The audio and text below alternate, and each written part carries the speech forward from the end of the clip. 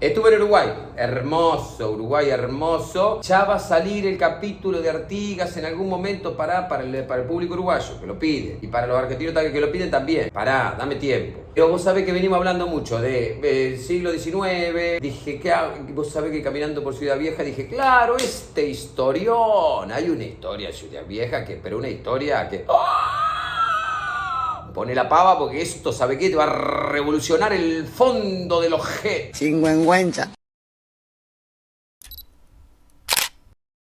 Dice la vieja frase de los servicios de inteligencia que todos tenemos una vida pública, una vida privada y una vida secreta. Alguno tiene más de una y otro tendrá más de otra, qué sé yo. Hay gente que su vida secreta es esconder una foto de un novio de la adolescencia y hay otra gente que quiere guardar en secreto que, no sé, se fue en yate al Mediterráneo o se está haciendo una cascada artificial en el living. Yo qué sé. Yo, que ceno todos los jueves con James Bond, te puedo asegurar que antes existían los servicios de inteligencia analógicos. Se iluminaban con velas si hacía falta.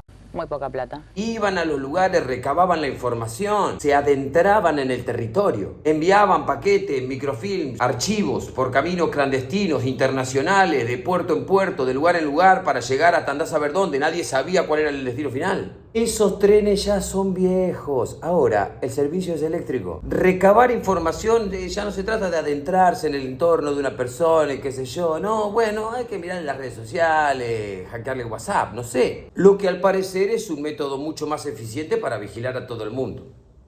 Salvo que te corten la luz. ¿Me entendés? Ahí está el quid de la cuestión. Ahí está la madre del borrego. ¿Se entiende? No se entiende. No, eso es lo que me pasa. Yo llego a una conclusión, pero después no te conté los 10 capítulos de antes que me anduve maquinando. Entonces no se entiende. Bueno, pará. Empecemos de nuevo. África de las Heras. No, te pibe no anda bien del bocho. África de las Heras nació en Ceuta, España, y porque nació en Ceuta, en el continente africano, es que lleva ese nombre. Su padre escribiente militar, su tío general de brigada, una casa donde de chiquito ya te pintaban la habitación verde oliva, ¿viste? En esa casa no se aprendía a caminar, se aprendía a marchar. En esa línea de pensamiento se crió en un mundo rígido, estricto, de vida social y de forma de pensar. Fue enviada a Madrid a estudiar, donde parece que tuvo algunos contactos con algunas personas que tenían ideas que a la familia no le caían tan bien, así que terminó sus estudios en un convento en Melilla. Eso tuvo que doler. Como vemos, África fue educada para ser una condescendiente y sumisa mujer, dependiente completamente de su padre hasta que sea dependiente completamente de su marido, religiosa, devota, formal, seria, calladita. Con los años de esa rigidez alrededor, África fue comprendiendo que había muchas cosas que sentía, que quería decir, que pensaba, que era mejor no expresarlas. Y fue creando un personaje de sí misma, que era el que la sociedad le pedía, aunque a veces no lo soportara. Sí, es así. La casaron con el teniente de legión Francisco Arbat Gil, con quien se llevaba como el culo. Discusiones imposibles, forma de ver las cosas completamente distintas y además el rol que el marido quería para su mujer no tenía nada que ver con la forma de ser de África y lo que ella quería de su vida. Cada vez peleaban más, el rol ese de esposa devota y callada que querían imponerle a ella no le interesaba para nada y encima él cada vez más facho y encima ella cada vez más republicana.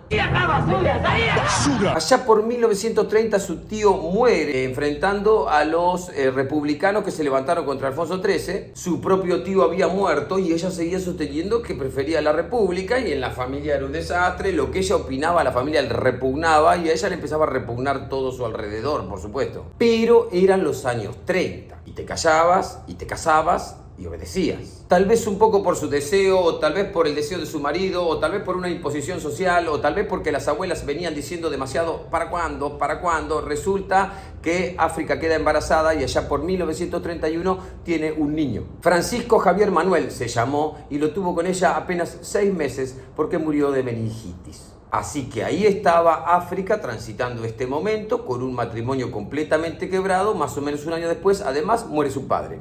Me quiero ir a mi casa.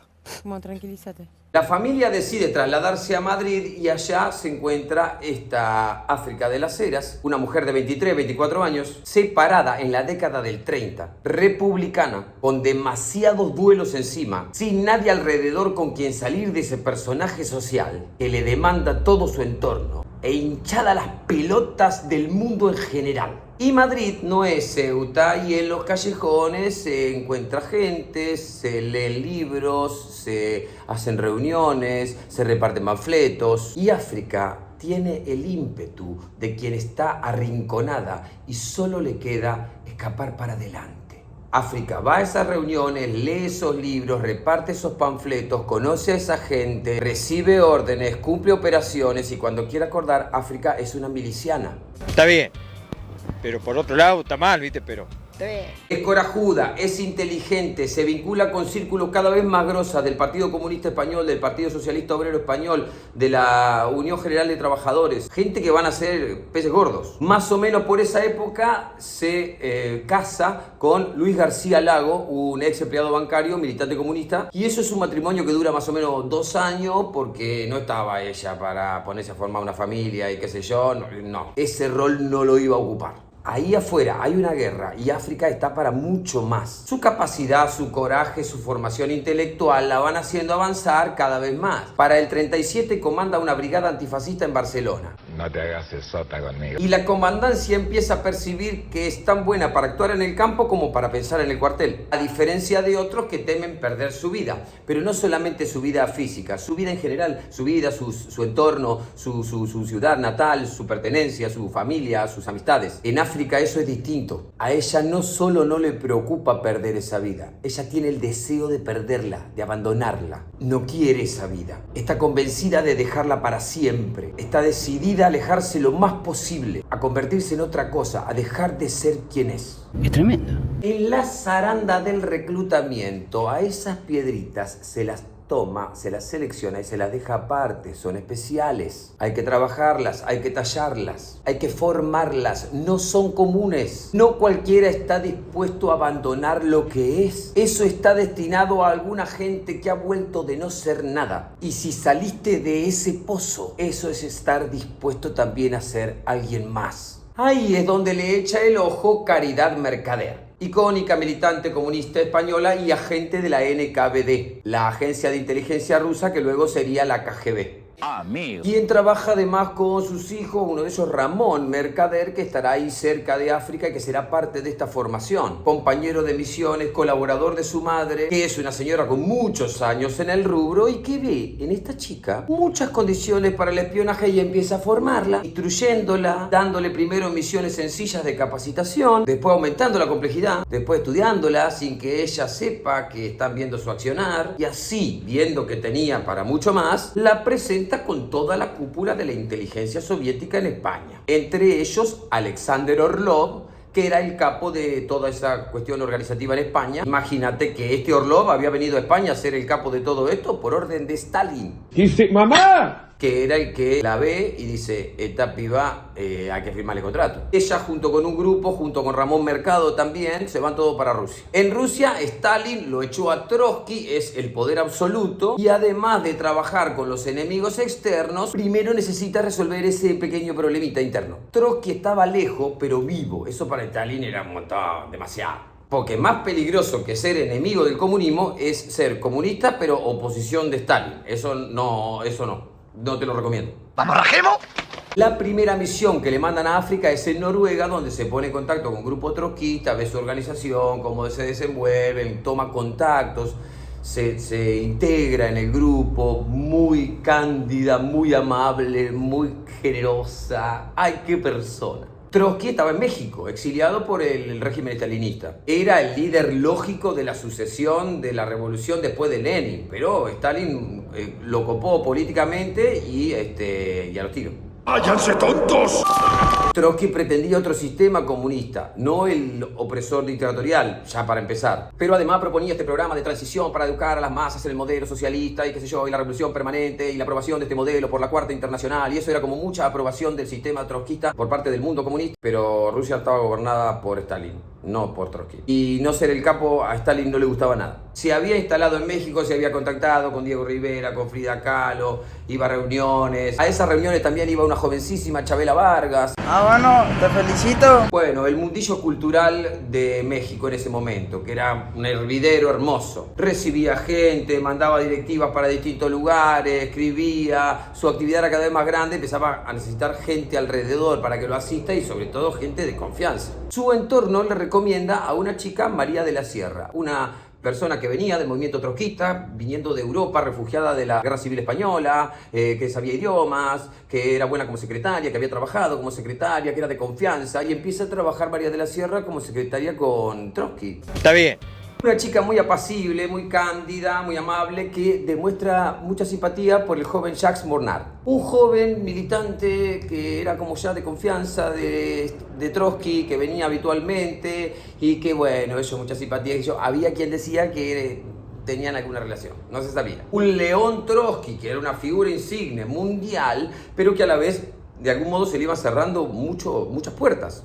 Imagínate. Sus seguidores son perseguidos, sufre un intento fallido de asesinato, a su círculo se le hace cada vez más difícil protegerlo, él no se habitúa mucho a esto de tener custodia todo el tiempo, rompe protocolos de seguridad a veces, en una circunstancia que tiene que ver con servicios de inteligencia, no sabes dónde puede estar el enemigo, en cualquier lado. Tras cartón de esto, llega a México, exiliado desde España, Alexander Orlov, el que era el capo de todo esto en España, mandado por Stalin, pero que ahora se exilió porque parece que la purga esta le estaba por tocar a él. Entonces salió corriendo antes de ir a comprobarlo. Le advierte a Trotsky que le están encima, que le van a cortar la cabeza. ¡Ojo! Llevaron un quilombo.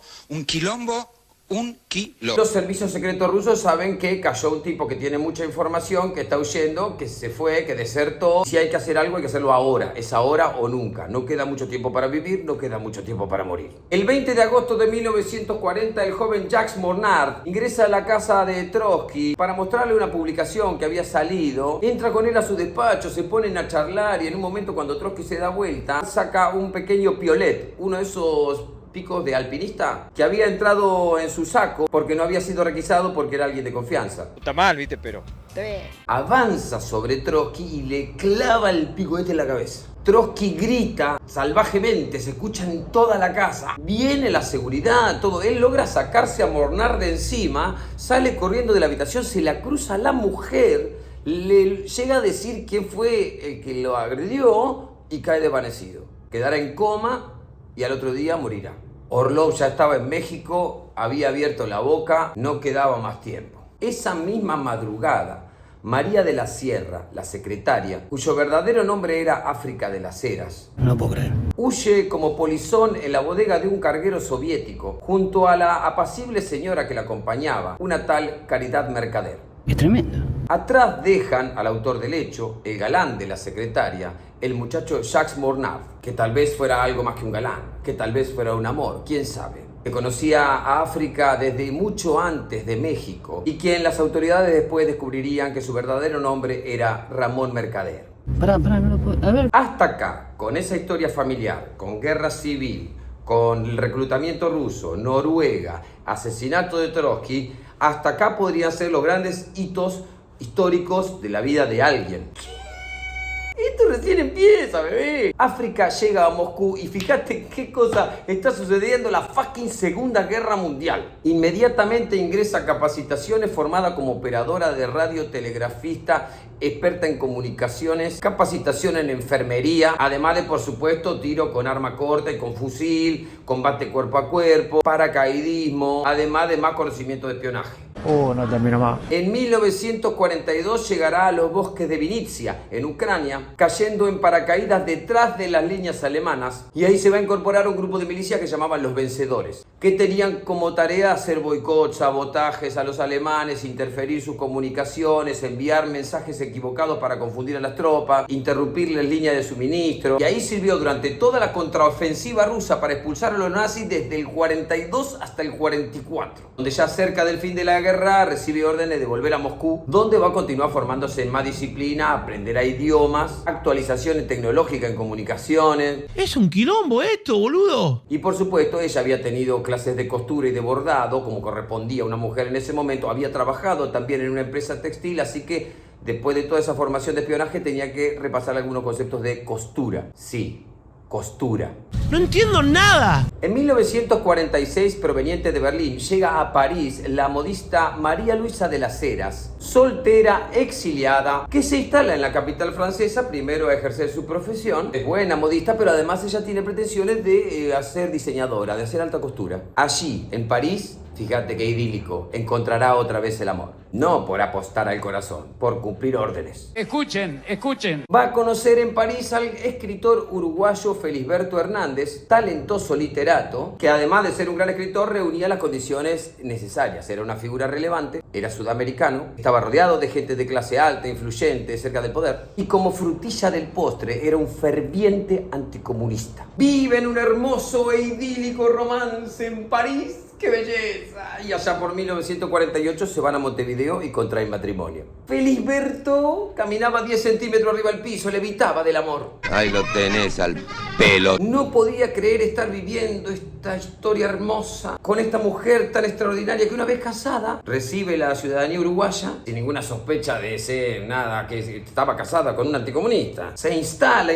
su taller, su centro de costura, que luego empezará a ser un local de alta costura, de alta moda. Establece con empleados expertos, porque ella tampoco era una experta en alta costura de mano. Entonces consigue costureras y modistas y sastres. Lo que contrata paga por adelantado, taca, nunca un problema para pagar. No, siempre, nunca un quilombo, nunca nada que se destaque como, me quedo debiendo. No.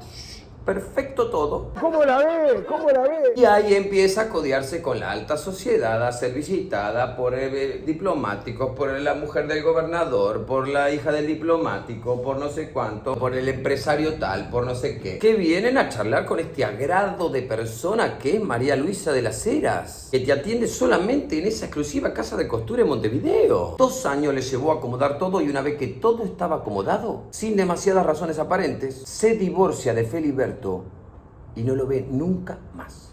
Canalla.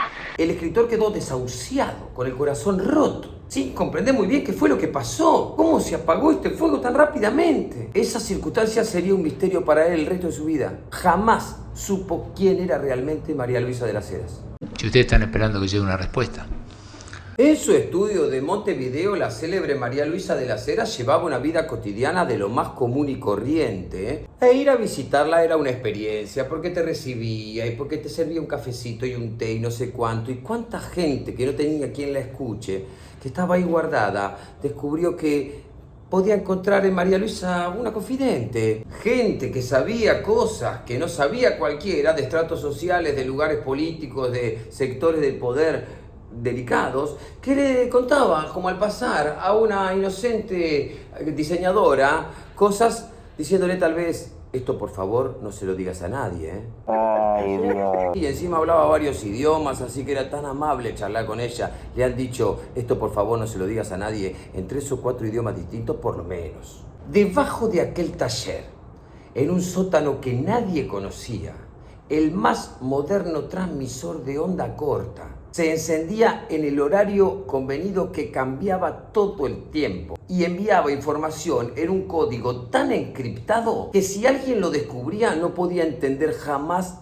qué estaban hablando. Y si alguno llegaba a revelar alguna cosita que le permitiera traducir algo, no le iba a servir de nada porque el código mañana era distinto. ¡Es un quilombo esto, boludo! Recibía una libreta todos los días con el código y después ese código se eliminaba. ¡No entiendo nada! Y así pasan sus días. La NKVD ya no existe. Se ha creado la KGB. Ahí no es África ni María Luisa. Su nombre código es Patria. Y lo que está haciendo será vital, estratégico, para toda la agencia, no solo en Uruguay, en toda Latinoamérica. Utilizaba todos los métodos. Ingresar al país agentes, mujeres que seduzcan políticos y después tomarles imágenes y qué sé yo, para luego extorsionarlos. Pagar operaciones muy caras de familiares de funcionarios públicos a cambio de archivos, desglosar, traducir, enviar, instrucciones técnicas, planos, desarrollos tecnológicos, información política, grupos revolucionarios, golpes de estado posibles, de todo. ¡No te persiga, loco! Un agente que ingresaba al continente tenía que pasar primero sí o sí por Montevideo y contactar a la gente patria. Ella le daría hospedaje, comida, algo de dinero, instrucciones, capacitación y una nueva identidad. Porque seguramente no habían ingresado por canales convencionales y porque en general ella se ocupaba de los que se llamaban los ilegales. Que es decir, aquellos que no entran por la embajada, que tienen su nombre y lo van a usar, porque eso tienen inmunidad diplomática. Estos eran los sueltos, los que estaban por ahí, que se llamaban de otra manera. ¿Quiénes son? No sé, no lo conozco. El tema de las identidades, escuchá esto, por Dios, lo que escuchá, la red que tenía armada. Tenía un contacto que era una apacible bibliotecaria, archivista, una persona que te parece menos agente de inteligencia que tu tía Mirta. ¿Quién? Que andaba recorriendo registros civiles, archivos, oficinas públicas, buscando aquí y allá partida de nacimiento de niños que hayan fallecido a corta edad. Un trabajo de archivista, de hormiga obrera, de bicho de oficina, rastreando lo que necesitaban en cada ocasión, que ya tenían como un backup, viste, como un menú, habían encontrado varios, tenían distintos. Claro, si recibían un tipo de 35 años, tenían que buscar una partida de nacimiento de alguien que haya muerto hace por lo menos 30 para que sea verosímil la edad y que tenga un número de documento que le cierre. Entonces quedaba una partida de nacimiento original. Cuidado, Gente que sí estaba con números que estaban registrados, lo que también nos habla de la calidad de reclutamiento que llevaba adelante esta mujer. ¿De dónde sacó ese bicharraco que le hacía ese trabajo? Un topo de la burocracia. ¿Cómo hace esa gente? Yo hace un mes que quiero pagar una multa, no puedo. Siguiente agente que venía, una mujer de 28 años. Necesito una documentación que le quede bien. Y esto le hacía recibir partida de nacimiento originales. No necesitaba falsificar ninguna documentación, ¿me entendés? Pedía el DNI y el pasaporte por extravío y se lo mandaban. Tiene que cerrar el estadio. Desde Montevideo, Patria administraba la puerta de entrada de la agencia para todo Latinoamérica. Entregaba identidades, recibía y retransmitía información de todo el continente. Además, sostenía un negocio de sastres y modistas de alta costura. Trabajo que empezó entrando a París desde Berlín, para luego conocer un escritor uruguayo, para casarse, mudarse a Uruguay, armar todo eso, separarse y 10 años después haber construido una estructura y una telaraña de información clasificada de todo el continente. Ella sola. ¡Qué crack eso! Allá por 1956 se ve que de Moscú dijeron, che, capaz que estaría bueno que vaya alguien a darle una manito. Y lo mandan a Buenos Aires al agente italiano Giovanni Antonio Bertoni, alias Valentino Marchetti. Nombre código Marco. Ahí volverían a hacer el amor al estilo soviético. Se casan en Buenos Aires por orden de la KGB, se mudan a Montevideo y abren una casa de antigüedades en Ciudad Vieja. En ese lugar, entre sillones Luis XV, jarrones de la dinastía Ming y transmisores de onda corta en el sótano, se dedicaron a ser apacibles vecinos, insospechados de ninguna cosa, muy buena gente, amables, y en el medio, entre cosa y cosa, dirigir las operaciones de la KGB en Latinoamérica. Te está midiendo y mirando. En el 59 fue la Revolución Cubana. En el momento en el que pasó eran otras las polémicas con respecto a las que hay hoy sobre esa Revolución Cubana. En ese momento había sido una gesta popular que había derrocado al dictador Fulgencio Batista. El clamor y la aceptación popular era altísima. Porque hasta ahí La Habana era como Las Vegas del Caribe y todo sucedía más o menos ahí en La Habana, y el resto de Cuba era un campesinado en la miseria, analfabetismo altísimo, obreraje semi-esclavo para empresas norteamericanas que extraía, no sé, caña de azúcar, fruta. Un asco era, toda una cosa, un sometimiento esclavista. ¡Aguanta! O sea, no es que los yanquis venían haciendo buena letra, mostrándole al pueblo cubano las bondades de la democracia capitalista, tampoco, no. No era que decía, ¡ay, qué modelo tan ejemplar! No, era una bosta ahí dirigida por un dictatítere que era Fulgencio Batista, que estaba ahí el encargado de cagar a palo gente. Mientras los norteamericanos llevaban adelante sus intereses en el lugar. O sea, tampoco te quejes del puchero si dejaste el caldo hirviendo, ¿me tenés? Mucha gente quería que Batista se vaya, no solo cubano, no solo ruso, muchos norteamericanos querían que se vaya, que no les gustaba esa Cuba. Cuba se había convertido como en Las Vegas, pero con mar azul y playas de arena blanca y tropicana y cocos y malecón. Es muy tentador, admito que sí. Las Vegas estaba empezando a sufrir que Cuba crecía y crecía y que se estaba convirtiendo en el casino preferido de todo el mundo. Francis Ford Coppola nos cuenta en El Padrino 2 cómo las mafias instaladas en Las Vegas se van a Cuba. ¿Te acordás? El Padrino 2, primero de año, revolución, el beso a Fredo. ¿Viste El Padrino 2? ¿Pero qué estás haciendo de tu vida, TikToker? ¿Puedo creer, por Dios? Anotá El Padrino 1, 2 y 3. Mario Puzo escribió el libro, Francis Ford Coppola, Pacino, De Niro, bueno, no sé qué decir. Y me indigna, me repugna. En medio de todo esto, por supuesto, la KGB metiendo un gol a los yanquis en su vecindario, que hasta ahora no había podido meterle. Porque los yanquis sí le habían clavado un Corea del Sur, un Pakistán, unos países árabes, Filipinas, Japón. Tenían medio que el bloque comunista lo tenía rodeado de países capitalistas alrededor que eran aliados norteamericanos. Pero los rusos no habían podido meter uno en el vecindario este. Y ahora que tenían uno, no lo iban a largar por nada. Lo tenían agarrado de los dientes como un dogo. En 1961, la CIA, junto con unos 1.400, 1.500 anticastristas que vivían en Miami, organizan un operativo contrarrevolucionario para hacer una ofensiva sobre la isla en Bahía de Cochinos. ¿Por qué esa maldad? La idea era que estos contrarrevolucionarios ingresaran y que luego iban a ser apoyados por la fuerza norteamericana que venían detrás. Cosa que los norteamericanos jamás hicieron después, no lo hicieron. Refuerzo. Nada. Ahora. Nada. Creyeron además que iban a llegar de sorpresa y los demás ya sabían y lo estaban esperando con 20.000 soldados y mantuvieron un combate de 66 horas corridas, terminando esto en una victoria para Cuba, una victoria icónica, muy simbólica e histórica para la Revolución Cubana y un fracaso amateur, burdo, brutísimo de parte de la CIA y vergonzoso para el gobierno de los Estados Unidos. En el fondo me dan hasta ternura. Creyeron, estaban convencidos que iban a llegar de sorpresa. Ya sabían de hacía tanto tiempo que los estaban esperando con los reclutamientos de toda la gente, ya tenían las armas, lo estaban esperando hace rato. Para saber esta información se la tenía que sacar la CIA. ¿Qué les había avisado? Patria. África de las Heras le metió un caño y un doble caño a la CIA ella sola desde Ciudad Vieja a Montevideo, con un radiotransmisor. Chupate esa mandarina. Claro, la cabeza de la KGB era Montevideo. ¿Vos sabés la cantidad de pormenores que esa mujer debe haber sabido? Crisis de los misiles, las revoluciones de cada país, luchas armadas, la cantidad de información de todo el continente que habrá tenido que procesar para mandar a Moscú y recibir también y mandar a otros agentes en otros lugares. No termino más. El caudal de data secreta, delicadísima, que fluía hacia Moscú constantemente, era muy grande, tan grande como discreto, absolutamente discreto. Durante todos los 60 la actividad continuó, pero la ofensiva de la CIA empezó a ser mucho más grande, se puso más picante la cosa. Y los sectores comunistas empezaron a meterse en una costumbre folclórica que tienen de toda la vida, que es atomizarse en infinidad de posiciones, microideologías, situaciones, operatividad, opiniones de lo más diversa en infinidad de agrupaciones y grupos distintos, generándose a sí mismo además odiar más al comunista de al lado que al capitalista de enfrente. Perverso todo. Así fue como allá, pasada la mitad de la década de los 60, África empieza a percibir que su marido tiene más cosas en común con el comunismo italiano. También siente que lo que le piden los servicios secretos de la Unión Soviética a él le empieza a hacer cada vez más ruido. El mundo está cambiando, tanta agua pasó bajo el puente desde aquella guerra civil española. Me quiero ir a mi casa. África va lentamente desarmando partes de su estudio, indemnizando personal, vendiendo maquinaria, desarmando equipo de comunicación del sótano, saludando vecinos y se van a mudar los vecinos de la casa de antigüedades, parece que se van a mudar. Sí, el matrimonio, sí, parece que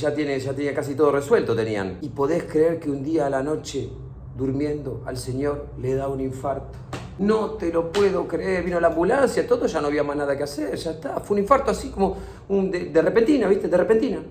Sí. Eso dice incluso el forense, muerte de causas naturales. Hay quien dice también, y es incomprobable, que la posición de Marco era cada vez más contraria a lo que su jefe necesitaban, que Patria había escuchado y había visto cosas que retransmitió, y que le habría llegado a ella la orden de incluir en la bebida un tónico reconfortante, incoloro, inoloro, inodoro, insípido, que lo pusieron a dormir al marido el sueño de los justos y le otorgaron el retiro voluntario inmediato. ¿Incomprobable? Sí. ¿Posible? También. Está bien, pero por otro lado está mal, ¿viste? Pero Para 1967 el Che Guevara ha muerto en Bolivia, los tupamaros ya están en la clandestinidad, las cúpulas de la izquierda se juntan en Cuba y coinciden en la lucha armada, la CIA recrudece su presencia de servicios secretos en la región, no van a permitir otra Cuba. Y la KGB entiende que es urgente evacuar a su agente más importante de la región.